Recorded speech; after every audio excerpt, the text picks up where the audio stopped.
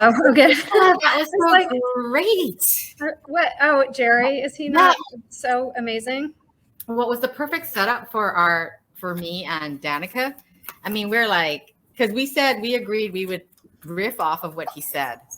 And, Danika and I have had about at least half a dozen conversations on this.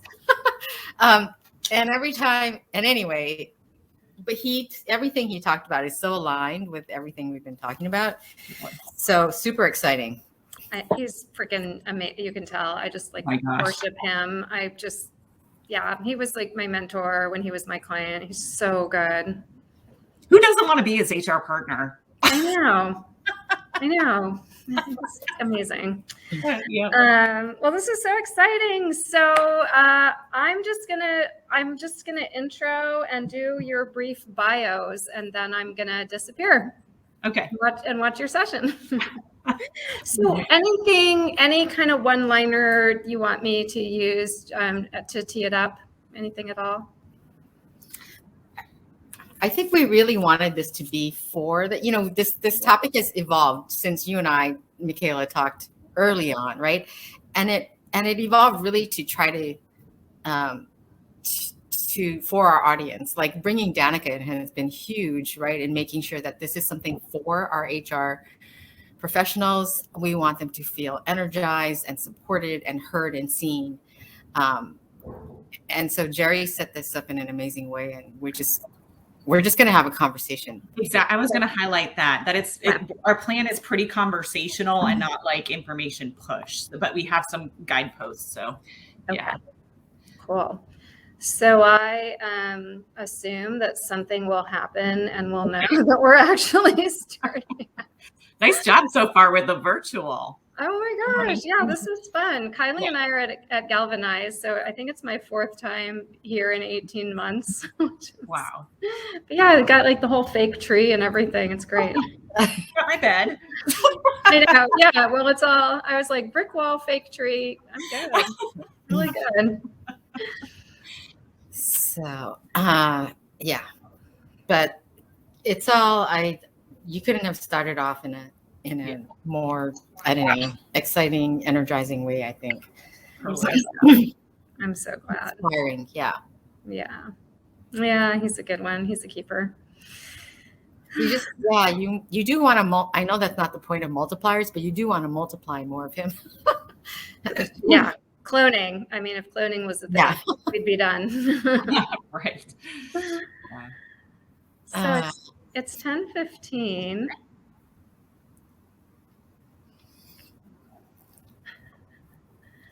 Oh, I think people are joining because I see a little number going up. Yes. Okay, we'll give it a minute.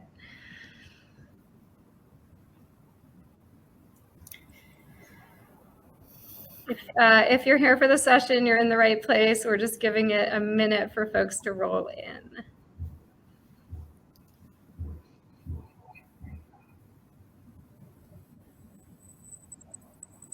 I'm just going to watch until the number stops ticking up.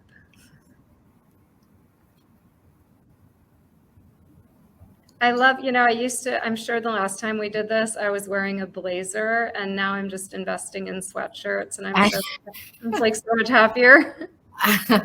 I'm impressed. I was wondering if it was an homage to our friend Gary Ford, who's now in France. Oui. I know. And then he wrote that he was in Avignon, and I actually visited Avignon as a teenager, and I still remember like the little bridge and how quaint it was. So I was, just a little jealous. Yeah, totally. All right, we're at about 20 folks. I'm just gonna give it another minute, and then I'll kick us off because I want to make the most of our time.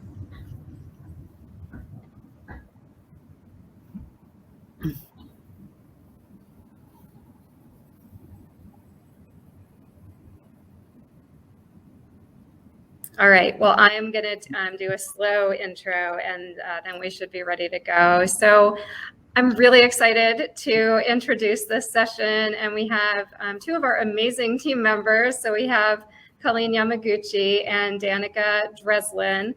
And I think what's really special about this session is that it's for you first and foremost as a human being.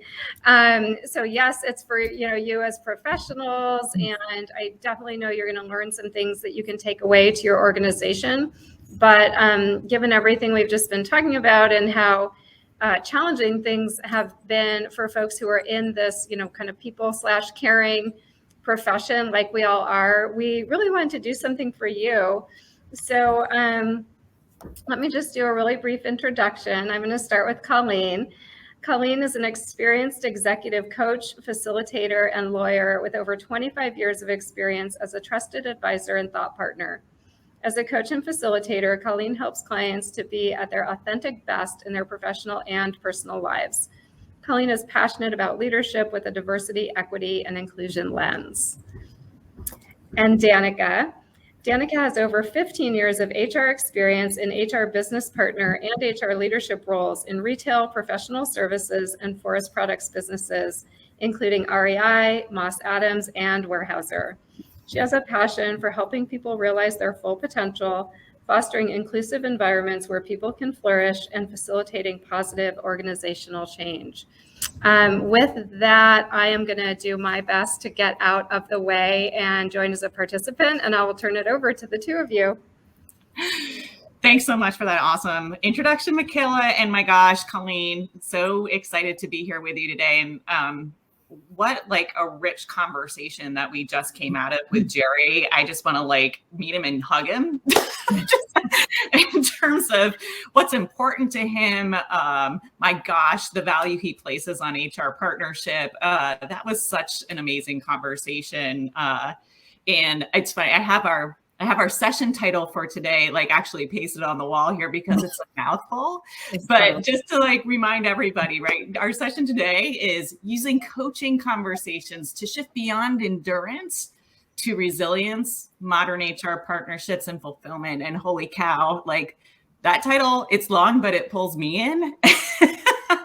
And I'm so looking forward to the conversation with you today, Colleen, just to like talk about what it's been like. And yeah, the endurance of the past 18 months and what can we learn from coaching? And my gosh, just even thinking about like, when I think coaching, I think questions, I think active listening. And I think, gosh, there was just a lot of that coming through. It's funny to kind of pull that thread from our time with Jerry and what he needs in what he needs from his HR partner, but also just really from his organization in terms of creating space and deep listening. And even at the end, with one of the Q&A, just the uncomfortable conversations. So I think we have a lot to learn from you and from the world of coaching as it relates to like where we're moving into now, some really exciting opportunities. And for those of you on the line, so just in terms of format, again, this is a conversation and you've probably been introduced, but just so you see I think it's on your right side of your screen. If you've got questions along the way, please use the Q&A tab and we will save time at the end to make sure we're going through your questions and answering them as best as we can. But of course, if you've got banter or like want to like rah, go ahead and use that chat function. It's nice to see what you're resonating with. And but with that, Colleen, anything you want to share before we hop into a conversation? Well, I'm sorry, so excited to be in partnership with you in this topic because we're really marrying these two fields, right, of coaching and HR. And you and I have had so many, energizing, synergistic conversations about that overlap and how the conversations can be so rich. We always run out of time. I know when we were trying to plan this. And I think that Jerry set us up. He couldn't have set us up better. So I think a lot of this conversation is going to be what he said, and then building on that. So really, and I know that we have our audience, and we did this for our HR modern professionals, and we also, I know, have a lot of coaches on here. So we're not the experts on everything in this area. So in addition to Q&A, I think if you have other thoughts, we'll try to collect what comes up in chat. So we want to make this, as co-created as possible. Crowdsourcing opportunity. Exactly. Yeah, right. Well, so just going like moving from endurance to resilience and fulfillment and modern HR partnership, like where I'm kind of, it resonates with me because of that word endurance and just where we are as HR professionals. And, like the past 18 months really have felt like a marathon. They felt like a marathon and a sprint at the same time, actually, like a sprint marathon in terms of just, the volume and pace like no other time that I can recall, maybe 2008, 2009. But I mean, just the constant kind of unknowns. And I, before our conversation today, I was just doing some reflection and, that date, March 3rd, 2000, or no, sorry, that was March 2nd. I should know better. March 2nd, 2000 is just like emblazoned in my mind. But I was thinking about it and how, that day walking into work and a direct report coming to me, I was very naive. The location in Kirkland had just been hit with COVID and, hearing about it on NPR on my way in, and I get to work, I walk in the office and learn we actually have 2 employees at each of our locations who had direct exposure to the environment. And so quickly, like, wow, right? It was a time of active learning, CDC research, learning contact tracing that day, sending people home for a couple of days, but actually that's turned into quite a few months. And so going to contact tracing protocols to supporting employees remotely. And when you think about supporting employees remotely, the complexities in that, it's not just their physical workspace, but what we were hearing from even emotionally and mentally, like initially feeling like, wow, this is pretty great with no commute. But there's also a little bit of there's a difference here in terms of I'm not with my people all the time. And so the kind of emotional, mental support, as well as just, those who are in that scenario supporting dependents, right? So just everything related to work from home. For some of us in businesses that had to then, look at perhaps reductions in force, or, in my case, I was working for retail and, we were looking at the scenario and going, well, this looks fairly temporary, putting people first. Are furloughs something we could explore, which we did, but again, something like new and unknown, never been done. I think that's kind of one of those themes is like pace, volume, new, unknown, ambiguous, to then bringing those folks back and creating physically safe workplaces for folks to return to, as well as for our customers. And then May 26th, George Floyd, and you're going from this like getting your sleeves up and working with your partners on creating protocols and policies and like providing answers to the organization to like all the way to like deep questions around how do we create environments that are just and fair and where people belong. And I think and in that moment feeling very important and urgent as well, kind of but of a different flavor. But just to say, that was March 2nd, all of that. March 2nd to May 26th. That was a quarter's worth of activity for an example HR professional. And I know we've got quite a few of HR professionals on the phone today. And I'm sure several of you are going, yep, yeah. And it's kind of been that continued theme, right?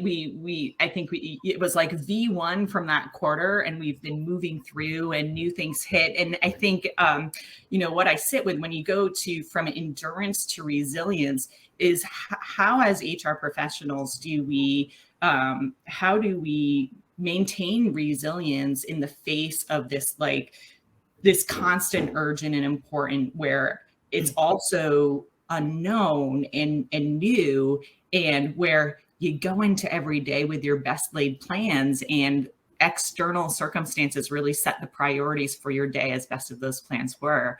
And I'm sure many of our folks here today, like I saw CNBC, our headline recently, I kind of had to chuckle at, right? Which was after 18 months of unrelenting change, HR is burned out too.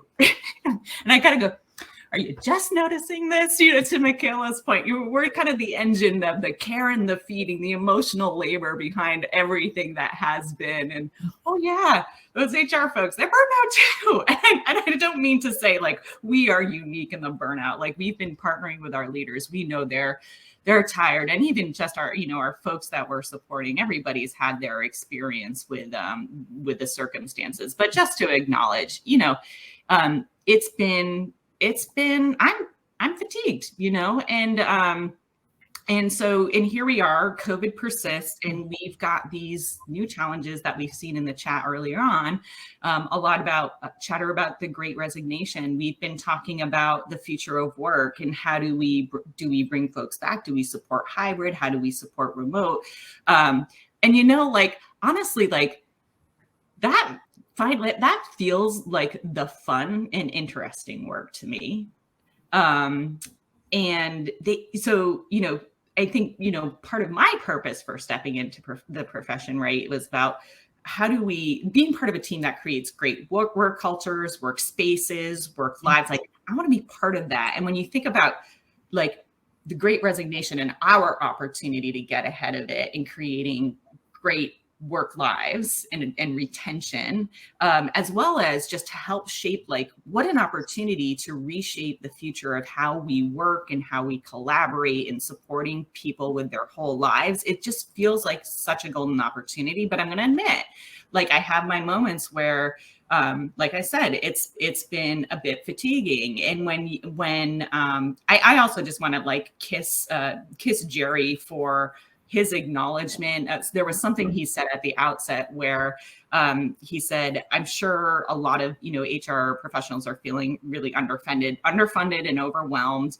I think a lot of us, right? We're not the function that gets a lot of investment and resource. And so it's not just the external circumstances setting our priorities, but there was just the regular priorities going on that have to continue at some point. And then the programs that we push and implement and still have to administer, and the reactive work. So just to acknowledge, I know a lot of us were running the gamut from strategic to tactical during that time, and it can feel fatiguing. And I think it personally, part of my challenge is like, when you are just, I need to catch my breath, getting up into that space of the balcony, right? To the higher level thinking, going back up to why do I even do this to begin with? What are my goals and how do I want to help the organization? Sometimes it can be hard. It can feel hard to get there. And I'm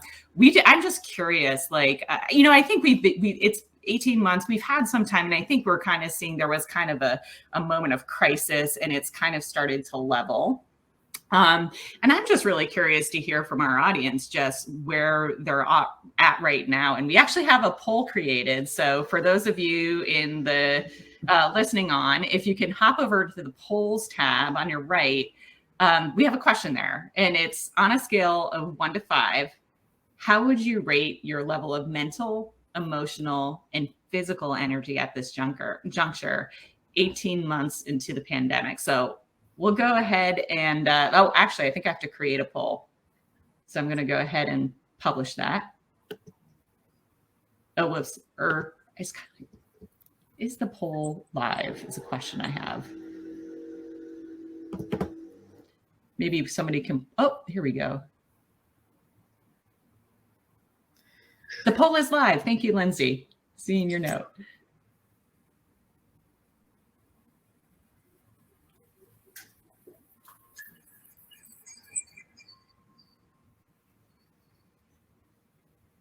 Give it a few more minutes here for results to roll in.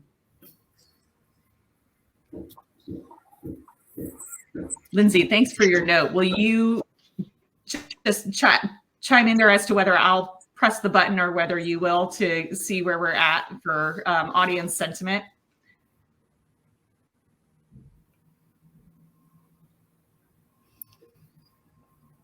Oh, awesome.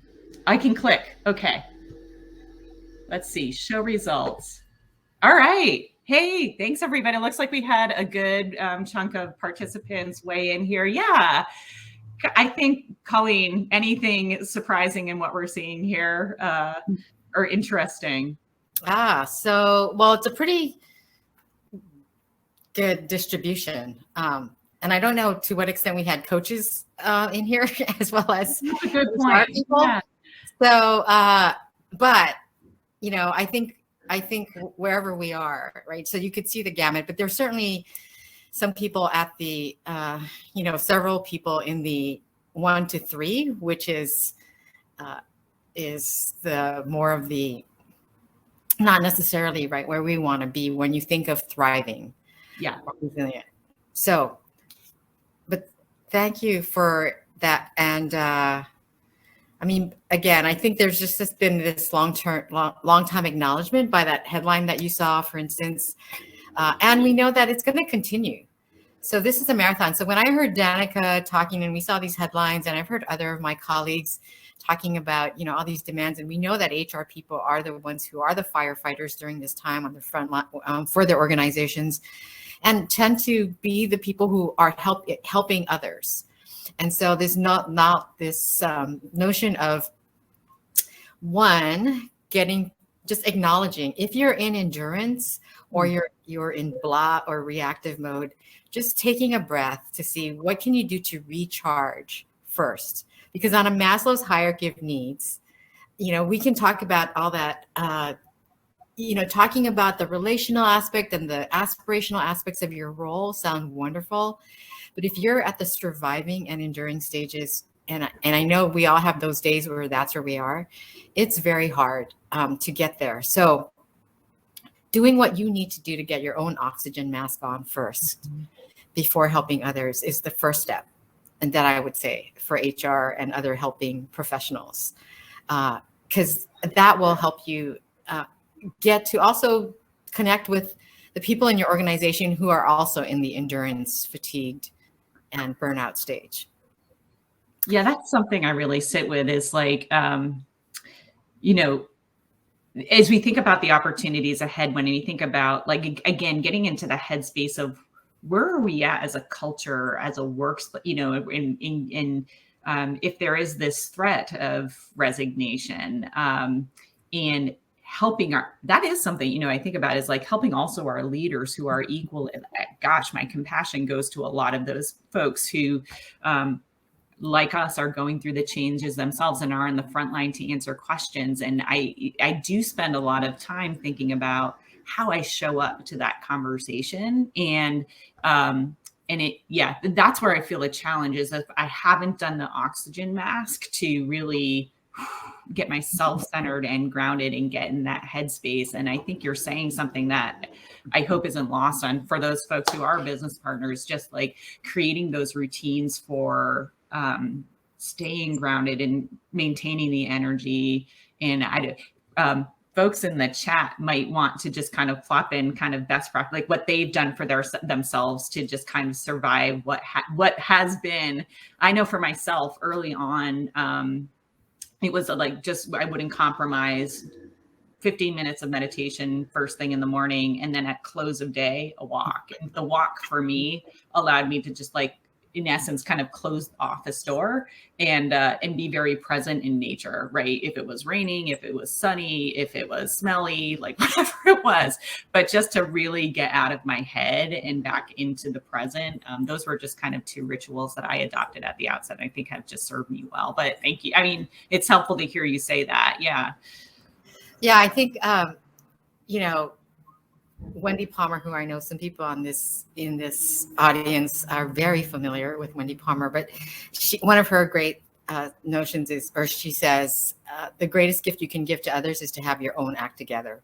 So getting our own sense of grounding and where we are and notice, because it's very hard. So what you're hearing Jerry say is the need for relationship and empathy and listening. Yes. It's very hard to be, I think most people, I'm guessing in this audience, are naturally, when we're at our best, when we're not extremely stressed, I'm guessing very empathetic people.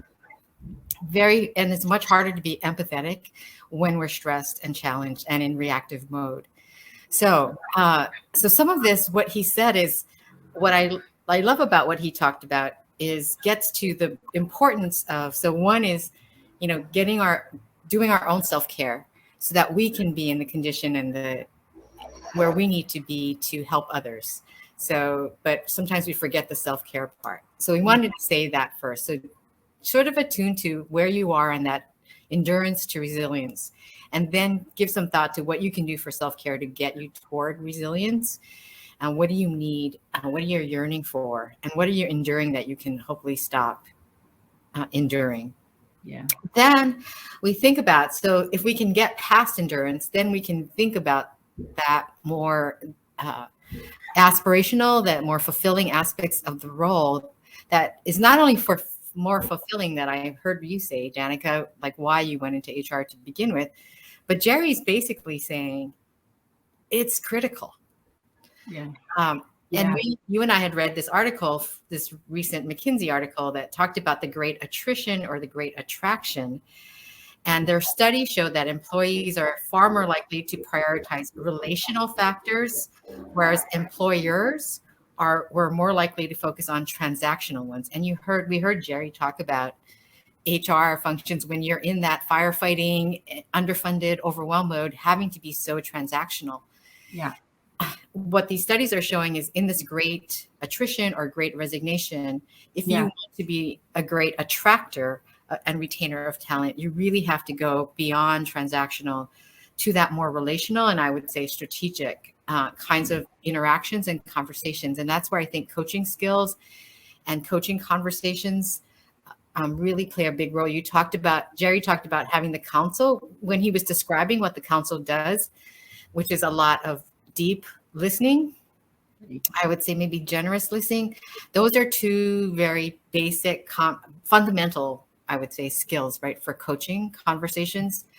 There's other aspects that I would say for coaching, and I talk about small C coaching conversations a little bit, because for those of us who are coaches, certified coaches, there's this whole process of coaching, of contracting and establishing the goals and coming up with an action plan and accountability. But that, I think what we're finding in organizations is the importance of small C coaching conversations. And what you heard Jerry talking about is the necessity of leaders. And I would say here also too, the role for HR is to start to engage in those small C coaching conversations where you have, active listening to understand. And then I would add, learning to ask powerful, deepening questions. And that was where you start to get more clarity for people, and also leading them toward tapping into their inner wisdom, and then leading them toward solutions for themselves sometimes. Reflection, creating meaning. What other elements of coaching can involve so both stretching people a little bit, but also supporting, so that non-judgmental that he talked about, right? Having these conversations where you can ask, you can listen, but then ask people deepening questions where you're showing that you're hearing them, you're showing them that you're interested in their thoughts, and you're trying to evoke their thoughts. So by asking these questions, doing a little bit of challenge and support, and then, prompting with, most coaches, I think, are over here. And we're going to try to end this call with, what are some steps that you might do to move things along. So anyway, I always think about when I was a lawyer in a law firm. I was a new lawyer, and I did aircraft finance, which is very sophisticated. And I had my supervising partner was the guru of aircraft finance. He wrote treatises on it that I didn't even realize what a big deal he was in the world on this field. But he used to ask me what I thought about everything all the time. The deal, when we traveled together, food, culture, everything. And he wasn't asking me, though, to test what I knew. He was asking me to hear my perspective from my vantage point, when somebody with fresh eyes sees and hears. And because he was getting to know me as a person, we didn't have to talk about diversity, equity, and inclusion, frankly, right? He was incredibly nurturing. He created that safe space of non-judgment. And the main thing for me as a very, very junior person working with the guru he taught me to articulate a point of view. And I would say it was fundamental to my development as a lawyer and my confidence and my ability to engage quickly. And I think I'm guessing that's what a lot of HR people want for their workforce. Well, I think something just to like so the small C coaching versus, so I heard big C coaching was kind of the framework that you outlined, like as we're trained as coaches, we kind of have a framework that we engage our leaders with. Small C coaching, though, it sounds like, so can maybe just to spend a little bit like of clarification, like what small C coaching looks like. Yeah. So, I mean, I would say a little bit of what Jerry was saying, right? So again, okay, having just these everyday conversations. I do a lot of work for the Center for Creative Leadership. And I'm just saying, as an example, they have a program called Better Conversations Every Day. And it's really about small C coaching conversations. And it's their most popular product because organizations are finding that having this is that high impact culture, right? When leaders throughout an organization are able to engage with their people by not just constantly having transactional interactions, but having deeper interactions that are more relational, more connective, more strategic, where there's that listening, that refraining from immediately jumping to answering questions, giving questions, being transactional. So I would say small coaching conversations are that getting to know people, asking more questions first. When I first learned to be a big C coach, I mean, one of the key factors was, or the key things that I had to learn was not to give the answer. So coaching, just any kind of coaching conversation, comes from the premise of tapping into the wisdom of the person you're interacting with. We're making an assumption that they have the wisdom within them to come up with the answer themselves. And we also assume that they're the best person to come up with that answer because they know best the situation. And they're much more likely to be excited about it, take action about it, do something when it's their own answer.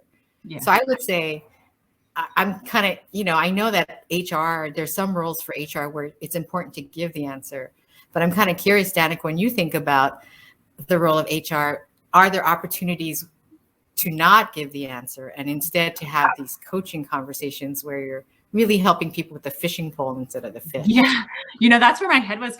Actually, I see a lot of scenarios where that's particularly helpful. So the one that you just gave, like particularly, I think coming out of this past 18 months, right? There was initially a lot of work where we had to create the answers, right? And define the protocols and the processes and policies. And I think and going back to kind of what Jerry was saying related to creating space, like I feel like when I think about the past 18 months, I think about how that upfront piece felt much more transactional and much more like the urgent need was answers, right? And I bet a lot of the HR folks on this call right now maybe still are, but can remember sitting in a space with their employees of, are we going to be remote or not? Are we, like just a ton of, how do we come back to the office space safely? Just a lot of questions that we needed time to answer. And so like a lot of it was just like upfront figuring out the answers. And so it felt more technical than it did adaptive, let's say. And so I think the events of 2020 kind of, it felt to me like it sucked away kind of some of those opportunities to do the like step back and real deep listening that you're talking about. And I feel like we can't afford to do that anymore. Certainly we're hearing from Jerry, like that's what he needs from talking about modern HR partner. Like that's what he's looking for from his partner to help him, but also to help, I think, train his leaders to do that as well. So I think there's two elements that come to mind on that question, right? There's how do we now take everything we've developed and make it self-serve, right? So that we can create the space, get out of the answer ATM, get out of the transaction and really shift to where we're needed now. And honestly, and to your point about not, we're in a world right now, the answers are still not readily available. And so when we talk about the Great Resignation, the answer is not going to be the same. It's not going to be the same for every company. It's not going to, and honestly, like, I think this kind of comes down to even more, and back to that McKinsey article, I think was saying as well, you really need to take more of a directed individual approach to understand what is going to be the great attraction, right? And so it's not a staying away from kind of these stay bonuses or happiness bonuses or just anything that can be like a one and done, hits everybody shares equally, but the experience of it feels very transactional. What employees are looking for is purpose and connection. And to your point about like employer perception versus employee perception in that article, what they were looking for was more, I feel valued by the organization. I feel valued by my manager, and I feel a sense of purpose and connection to the organization. And so that is the work of listening, really. And so, and also what you mentioned about CLC and CCL. I'm sorry, CCL. Thank you. And you mentioned something about like the questions. And so I wonder, from a coaching perspective, as we do need to kind of shift into these conversations, okay, you have the information you need from protocol policies, what to do. There's some iteration there, of course. We've really got to focus on these things where the answers aren't readily available. What's a smart way to enter into that conversation from a coaching perspective? Well, I mean, so the coaching perspective, right? Again, part of it is to just have the mindset of a coach, which is even a small C, whether it's a big C or a small C coach, right? It's to be curious and to assume that the answer is with the other person, to look into a co-creation kind of interaction. I think these co-created interactions is what's going to help people in the workforce feel more valued, feel more heard, feel more engaged. And you're going to come up with a better answer, right? With the multiple, and help others. You'll be upskilling them by both modeling questions and listening, but also helping them to articulate a point of view and hear themselves. So one is, I always refrain from, if somebody asks me a question, if somebody says, I would really like your advice on this, which many clients do coming into coaching engagements, that's a signal for me to not give an answer, to not give my advice. I try, as a coaching, with my coaching hat, I immediately start to think of what are the 2 or 3 questions that I can ask first, including, let's map out the situation. So a lot of coaching will come from exploring, right? Like, what do we know about the situation? Let's map it out. What do we know? What would success look like? These are just some examples, right, of question. What's the best case scenario here? The worst case scenario, the likely case scenario. So scenario exploration is another kind of way to approach things. I oftentimes will say to my clients, what are your options here? What are some options? And then we'll get into some brainstorming together of options. But I ask them first, right? What are their options? They have thoughts. And then we get into sometimes question storming. Marilee Adams wrote this book, Change Your Questions, Change Your Mind. And thinking that the best solutions come from the best questions. So we might actually get into question storming before brainstorming. But coaches are skilled at asking questions like, and what else? What else? Like, who else is who's impacted by this? And who else? And, what's at stake if nothing changes? So there are different kinds of questions we start to go to, but to really create some insight, just for this issue that I heard, this challenge for HR professionals, right? How do you carve out that time? Yeah. So from a coaching perspective, I would be like, any thoughts that you have? Like, what are ways that you think that you could get away from being, for instance, the answer ATM? And what happens if you don't change from being the answer ATM? Right. Yeah. Yeah. It's like an active struggle right now, right? I mean, I'm just thinking about my past 2 weeks where it's just been another kind of like unplanned and urgent and important, right? And so how do you, but creating the space is so important. And, I think, well, there's a couple, I do think like coming out of crisis mode, the windows of like that, if it's a half hour with your leader or the generous hour you get with Jerry, right? Like, I feel like there is more space that's kind of being created. And I think I love what you're like, I think there's something I notice is when I get those spaces, I actually feel an energy shift in how I show up and to set the tone for a different kind of conversation from what we've been in this kind of reactive, figuring out, problem solving, solution developing, right? To more when we're going to some of these harder, like, answer's not so clear here, to just kind of lead it with a, how are you doing question, to just like get them in the moment and really just share what, like, we haven't had the moment to talk about. Like, we've done all these things. Where are you at right now? What's going well? What are you worried about? To kind of start, so shifting kind of my energy. And I do like something I've been doing as well, to the extent the agenda feels packed because we've got to just close some things, some transactional things in advance of the meeting, giving them visibility to what we got to close during our time, but kind of headlining with something I've been thinking about.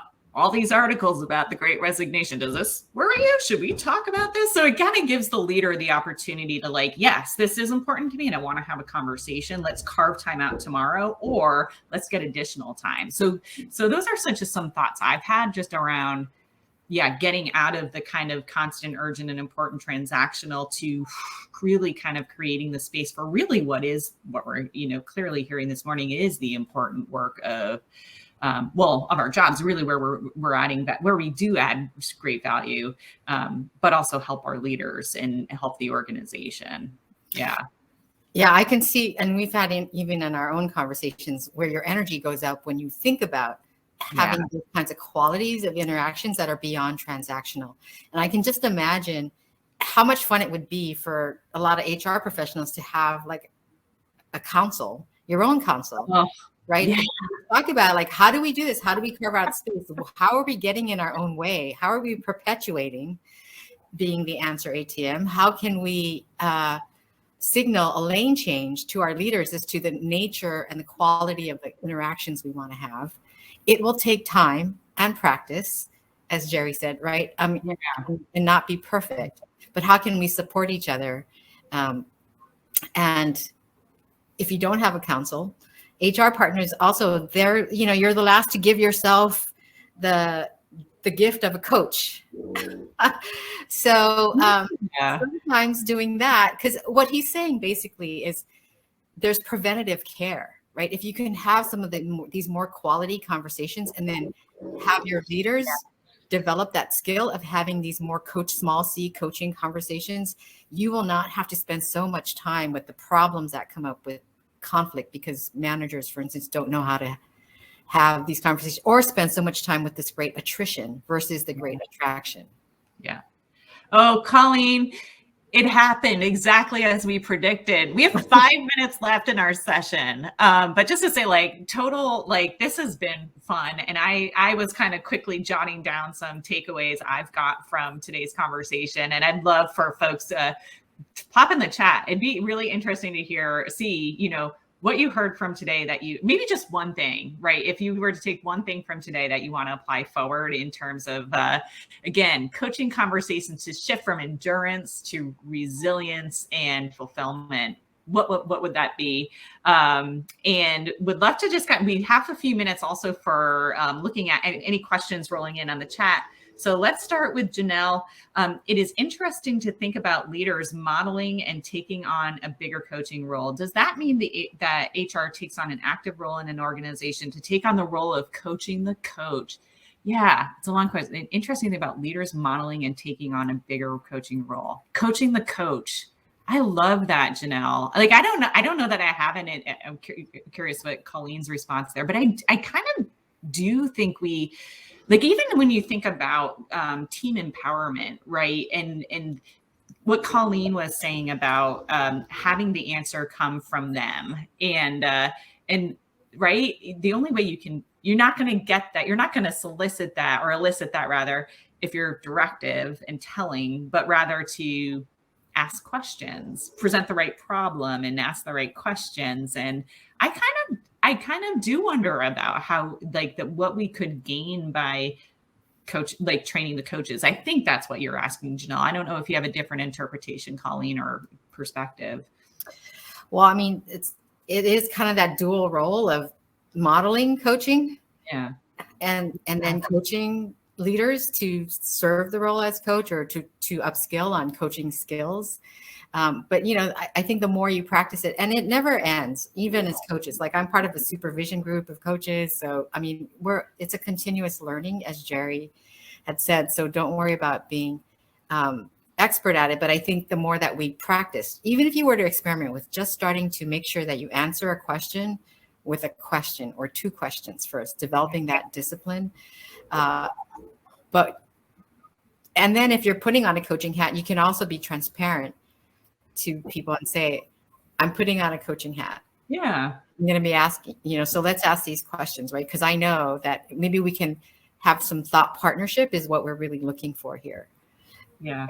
I like that. Like this thing, you just say it, like, I'm going to shift roles here a little bit. I'm going to go talking to coach. And I love what you said, or like the what else? Just sitting in that kind of uncomfortable and like letting it come from, like, I have so many takeaways from that. Gosh, we've got a couple of minutes. I'm going to go, my screen just disappeared. Here we go. Would love to get the name of the author who said, if you change your questions, you'll change your mindset. I love that too. Who's the author of that? Quickly, that's Marilee Adams. So Marilee is Marilee Adams. And it's a great book. It sounds great. Any frameworks or concepts you use in coaching to build resilience? Example, psychological flexibility.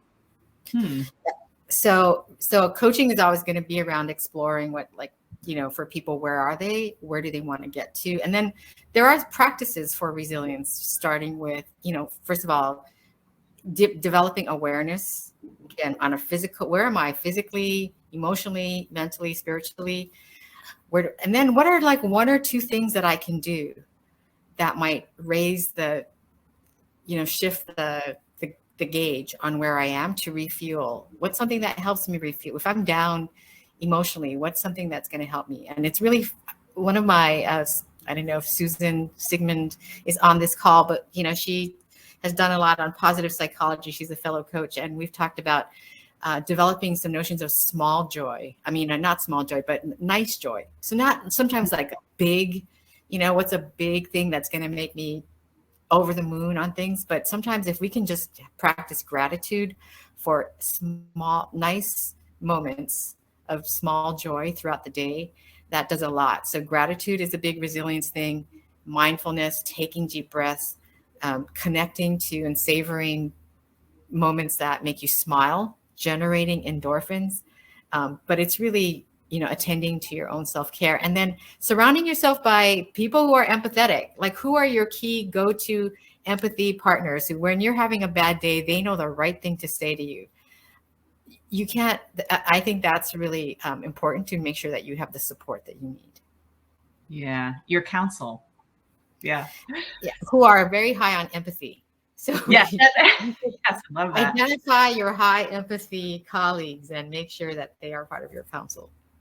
Let's maybe take one more question. We are at the top of the hour. What type of did I already?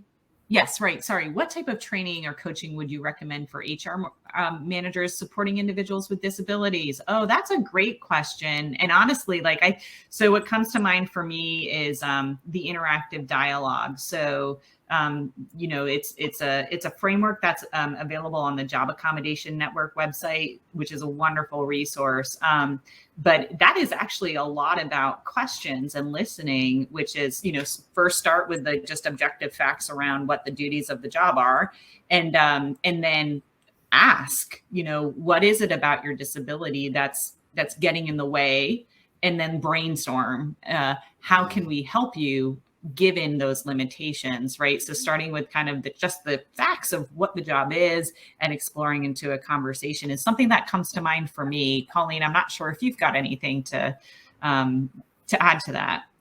I don't have anything off the top of my mind. I'm hoping that we have some place where we can maybe post resources for people. Yeah, right. I do see some other questions. So one other resource I would mention for developing coaching habits, or literally there's a book called The Coaching Habit by Michael Bungay Stanier.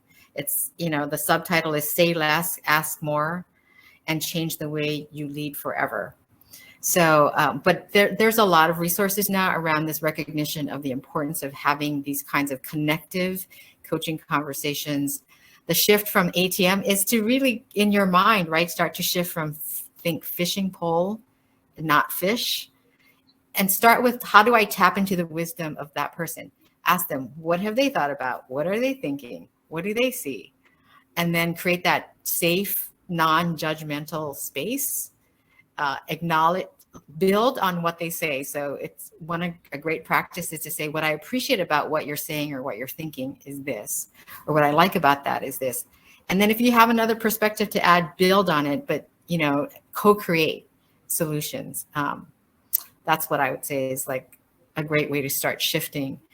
But if people know that the first thing you're going to say when they ask you for your advice is, what do you think? Or what have you thought about? They start to learn to start thinking for themselves. I love that. Well, Colleen, it's been fun. Thank you so much for sharing your coaching knowledge and experience. Yes. And everybody, looking for, I think we've got a 15-minute break on this calendar before our next session, which as I recall, I'm excited to join in on as well. So thanks for joining us today. Colleen, as always, super great to be with you. Thank you, everyone. Go out and ask questions, listen more, ask questions. Give people fishing poles. That's the lesson. I love it. Thank you all. Thanks, everybody.